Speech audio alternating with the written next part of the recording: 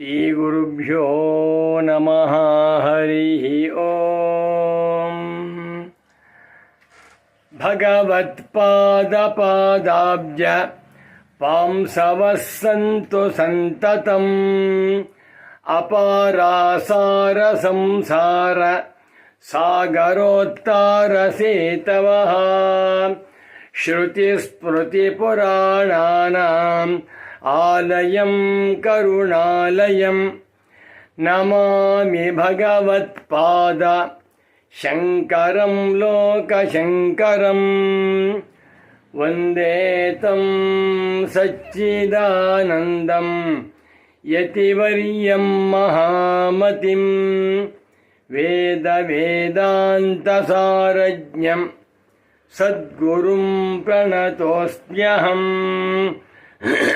ಶ್ರೀಗುರುಂ ಪ್ರಣತೋಸ್ಮ್ಯಹಂ ಸದಾಹಂ ಸಂಪ್ರದಾಯಜ್ಞಂ ಸಂಯಮೀಂದ್ರಂ ಸದಾಶ್ರಯಂ ಸದ್ಗುರುಂ ಸಚ್ಚಿದಾನಂದಂ ಸದಾಚಾರಂ ಸಮಾಶ್ರಯೇ.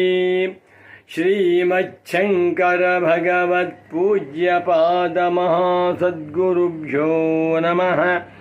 ಶ್ರೀ ಶ್ರೀ ಸಚ್ಚಿದಾನಂದೇಂದ್ರ ಸರಸ್ವತಿ ಸದ್ಗುರು ಪಾದುಕಾಭ್ಯಾಂ ನಮಃ. ನಮೋ ನಮಃ ಸದ್ಗುರು ಪಾದುಕಾಭ್ಯಾಂ.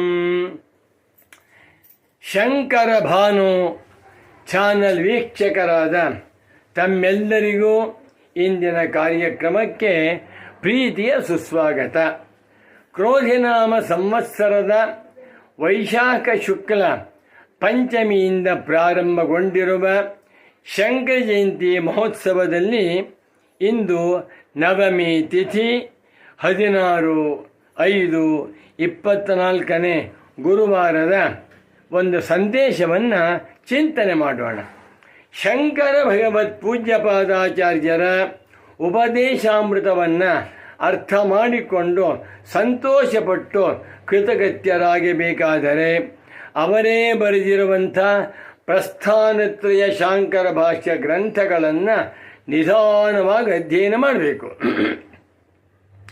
ಇಂದು ನಾನು ಶಂಕರ ಭಗವತ್ ಪೂಜ್ಯ ಪಾದಾಚಾರ್ಯರ ಗೌಡಪಾದೀಯ ಮಾಂಡೂಕ್ಯಕಾರಿಕಾ ಭಾಷ್ಯದಿಂದ ಒಂದು ವಾಕ್ಯವನ್ನು ಆರಿಸಿಕೊಂಡು ತಾತ್ಪರ್ಯವನ್ನು ತಿಳಿಸ್ತೇನೆ. ಇದು ಮಾಂಡೂಕ್ಯೋಪನಿಷತ್ತಿನ ಒಂದು ವಾಕ್ಯ. ಪ್ರಾರಂಭದಲ್ಲಿ ಭಗವತ್ಪಾದ ಶಂಕರಾಚಾರ್ಯರವರು ಮಾಂಡೂಕ್ಯೋಪನಿಷತ್ತಿಗೆ ಭಾಷ್ಯವನ್ನು ಬರೆಯುವಾಗ ಅವತರಣಿಕಾ ಭಾಷ್ಯದಲ್ಲಿ ಬರೆದಿರುವಂಥ ವಾಕ್ಯ ಇದು ಶಾಂಕರ ಭಾಷ್ಯ ವಾಕ್ಯ ರತ್ನ. ರೋಗಾರ್ಥಸ್ಯೇವ ರೋಗ ನಿವೃತ್ತೌ ಸ್ವಸ್ಥತಾ ತಥೈವ ದುಃಖಾತ್ಮಕಸ್ಯ ಆತ್ಮನಃ ಬ್ರಹ್ಮಾತ್ಮ ವಿದ್ಯೆಯ ದ್ವೈತ ಪ್ರಪಂಚೋಪಶಮೆ ಸ್ವಸ್ಥತ ಅದ್ವೈತ ಭಾವಃ ಪ್ರಯೋಜನಂ ದ್ವೈತ ಪ್ರಪಂಚಸ್ಯ ಅವಿದ್ಯಾಕೃತತ್ವಾತ್ ವಿದ್ಯೆಯ ತದುಪಶಮಃ ಸ್ಯಾತ್ ಇತಿ ಬ್ರಹ್ಮವಿದ್ಯಾ ಪ್ರಕಾಶನಾಯ ಅಸ್ಯ ಆರಂಭ ಕ್ರಿಯತೆ. ನಮೋ ನಮಃ ಶಂಕರ ಪಾದುಕಾಭ್ಯಾಂ. ಮಾಂಡೂಕ್ಯೋಪನಿಷತ್ ಭಾಷ್ಯದ ಒಂದು ವಾಕ್ಯ. ರೋಗಾರ್ಥಸ್ಯ ರೋಗ ನಿವೃತ್ತೌ ಯಥಾ ಸ್ವಸ್ಥತಾ ತಥೈವ ದುಃಖಾತ್ಮಕಸ್ಯ ಆತ್ಮನಃ ಬ್ರಹ್ಮವಿದ್ಯೆಯ ದ್ವೈತ ಪ್ರಪಂಚೋಪಶಮೆ ಸ್ವಸ್ಥತಾ ಅದ್ವೈತ ಭಾವಃ ಪ್ರಯೋಜನಂ. ಎಷ್ಟು ಸುಂದರವಾದ ವಾಕ್ಯ, ಎಷ್ಟು ಸೊಗಸಾದ ವಾಕ್ಯ. ಸಕಲ ಮಾನವರಿಗೂ ಕೂಡ ಅತ್ಯಂತ ಸಂತೋಷದಾಯಕವಾಗಿರುವ ವಾಕ್ಯವಿದು. ಒಬ್ಬ ಮನುಷ್ಯನಿಗೆ ರೋಗ ಬಂದಿದೆ, ಸಾವಿರಾರು ರೋಗಗಳಿಗೆ ಒಂದು ಮುಖವ, ಎಷ್ಟು ಅವಯವಗಳು ಉಂಟೋ ಇಂಟು 100. ಕಣ್ಣಿಗೆ 100 ರೋಗ, ಕಿವಿಗೆ 100 ರೋಗ, ಹೃದಯಕ್ಕೆ 100 ರೋಗ, ಕಿಡ್ನಿಗೆ 100 ರೋಗ, ಕೈಗಳಿಗೆ 100 ರೋಗ. ಒಟ್ಟು ಈ ಶರೀರದಲ್ಲಿರುವಂಥ ರೋಗಗಳ ಸಂಖ್ಯೆ 10 ಲಕ್ಷ ಇರಬಹುದು. ಪ್ರತಿಯೊಂದಕ್ಕೂ ಸ್ಪೆಷಾಲಿಸ್ಟ್ಸ್ ಅಂತ ಇರ್ತಾರೆ. ರೋಗದಿಂದ ಒದ್ದಾಡ್ತಾ ಇದ್ದಾನೆ, ಊಟ ತಿಂಡಿ ಸೇರ್ತಾ ಇಲ್ಲ, ಆಯಾಸವಾಗ್ತಾ ಇದೆ, ಮನಸ್ಸಿಗೆ ನೆಮ್ಮದಿ ಇಲ್ಲ, ನಿದ್ರೆ ಬರ್ತಾ ಇಲ್ಲ, ಪ್ರಾಣ ಹೋಗ್ತಾ ಇಲ್ಲ, ಉಸಿರಾಡೋಕ್ಕೂ ಆಗ್ತಾ ಇಲ್ಲ. ಇಂಥ ಸಂದರ್ಭದಲ್ಲಿ ಆ ರೋಗಿಯು ವೈದ್ಯನ ಹತ್ರಕ್ಕೆ ಹೋಗ್ತಾನೆ. ತನ್ನ ರೋಗವನ್ನೆಲ್ಲ ಹೇಳ್ಕೊಳ್ತಾನೆ. ವೈದ್ಯ ಆ ರೋಗಿಗೆ 1 ತಿಂಗಳು ಗುಳಿಗೆ ಕೊಡ್ತಾನೆ, 1 ವಾರ ಔಷಧಿ ಕೊಡ್ತಾನೆ. ಆ ಗುಳಿಗೆಯನ್ನೆಲ್ಲ ನುಂಗಿದ ಮೇಲೆ ಆ ರೋಗಿಗೆ ಉಂಟಾಗುವ ಫಲವೇನು? ಸ್ವಸ್ಥತಾ. ಡಾಕ್ಟ್ರೇ, ನಿಮ್ಮ ಅನುಗ್ರಹದಿಂದ ನಾನು ಆರೋಗ್ಯವಾಗಿದ್ದೇನೆ. ಸ್ವಸ್ಥತಾ ಅಂದ್ರೇನು? ಸ್ವಸ್ಮಿನ್ನೇವ ತಿಷ್ಠತಿ ಸ್ವಸ್ಥಃ ತಸ್ಯ ಭಾವಃ ಸ್ವಸ್ಥತಾ. ಈಗ ಆರೋಗ್ಯವಾಗಿದ್ದೇನೆ ಅಂತಾನೆ. ರೋಗಿಗೆ ಔಷಧೋಪಚಾರ ಸೇವನೆಯಿಂದ ದುಡ್ಡು ಬರಲಿಲ್ಲ, ಕೀರ್ತಿ ಬರಲಿಲ್ಲ, ಅಥವಾ ಆಯುಷ್ಯ ಅಭಿವೃದ್ಧಿಯಾಗಲಿಲ್ಲ. ಬಂದ ಫಲವೇನು? ಸ್ವಸ್ಥತಾ. ಆರೋಗ್ಯಕ್ಕಿಂತ ಸಮಾನವಾದ ಶ್ರೇಷ್ಠವಾದಂಥ ಫಲವಿಲ್ಲ. ಆರೋಗ್ಯವಾಗಿ ಬಿಟ್ಟರೆ ಸಾಕು.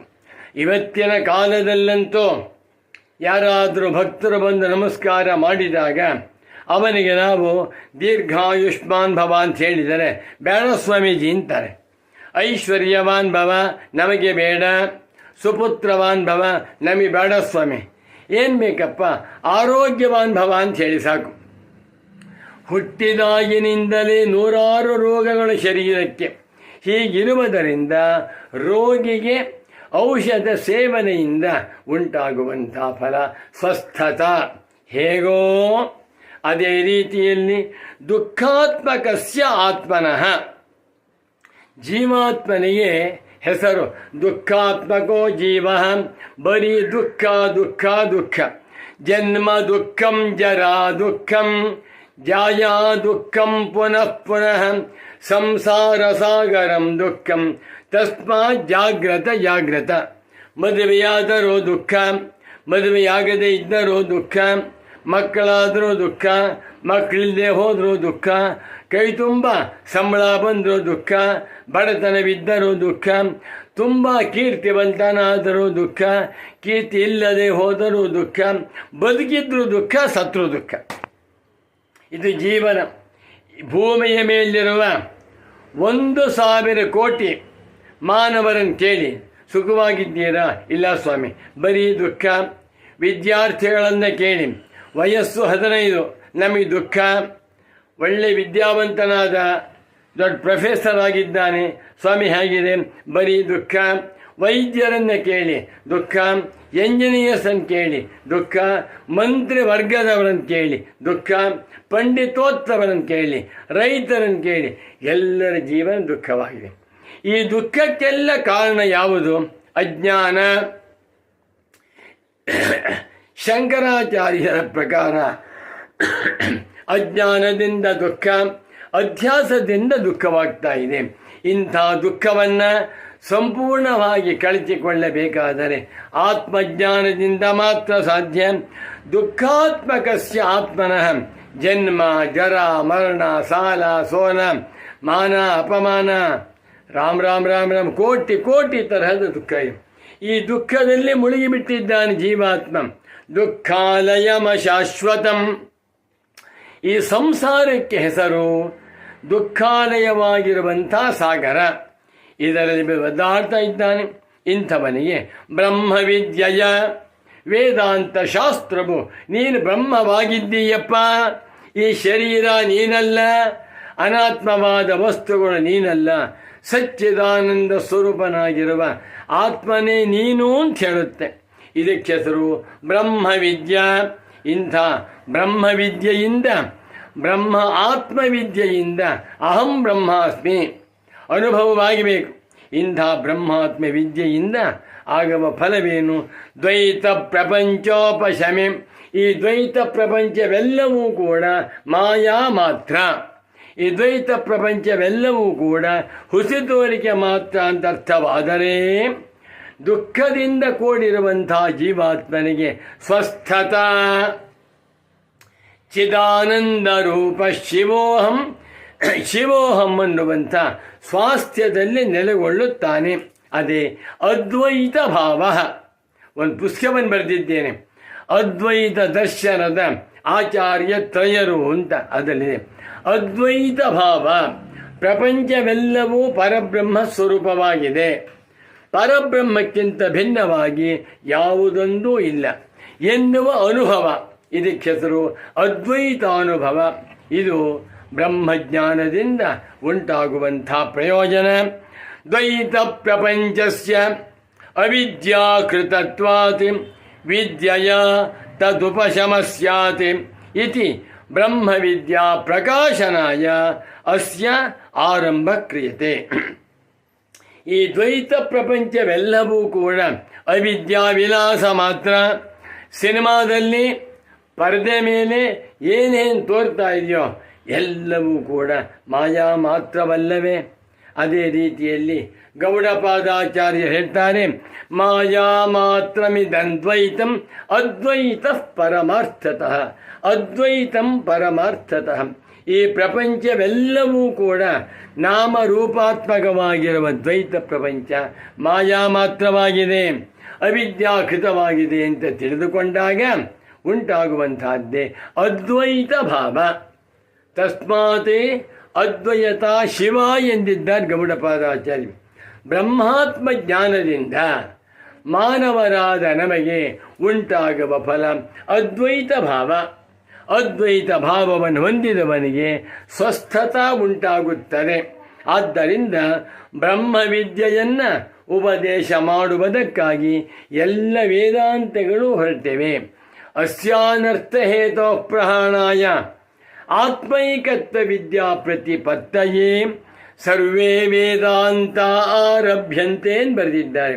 ಆದ್ದರಿಂದ ಮಾನವರಾದ ನಾವು ಈ ಕ್ರೋಧಿನಾಮ ಸಂವತ್ಸರದ ಶಂಕರ ಜಯಂತಿ ಸಪ್ತಾಹ ಮಹೋತ್ಸವದಲ್ಲಿ ಶಂಕರ ಭಗವತ್ ಪೂಜ್ಯ ಪಾದಾಚಾರ್ಯರವರ ಉಪದೇಶಾಮೃತವಾಣಿಯನ್ನು ಕೇಳೋಣ, ಅರ್ಥವನ್ನು ಅನುಸಂಧಾನ ಮಾಡೋಣ. ಎಲ್ಲ ದುಃಖಗಳನ್ನು ಕಳಚಿಕೊಂಡು ನಾವು ಅದ್ವೈತಾತ್ಮ ಸ್ವರೂಪನಾಗಿ ಧನ್ಯರಾಗೋಣ ಎಂದು ತಿಳಿಸುತ್ತಾ ಇಂದಿನ ಈ ಕಾರ್ಯಕ್ರಮವನ್ನು ಇಲ್ಲಿಗೆ ಸಂಪನ್ನಗೊಳಿಸುತ್ತಿದ್ದೇನೆ. ನಮೋ ನಮಃ ಸದ್ಗುರು ಪಾದುಕಾಭ್ಯಾಂ, ನಮೋ ನಮಃ ಶಂಕರ ಪಾದುಕಾಭ್ಯಾಂ. ಓಂ ಶಾಂತಿ ಶಾಂತಿ ಶಾಂತಿ.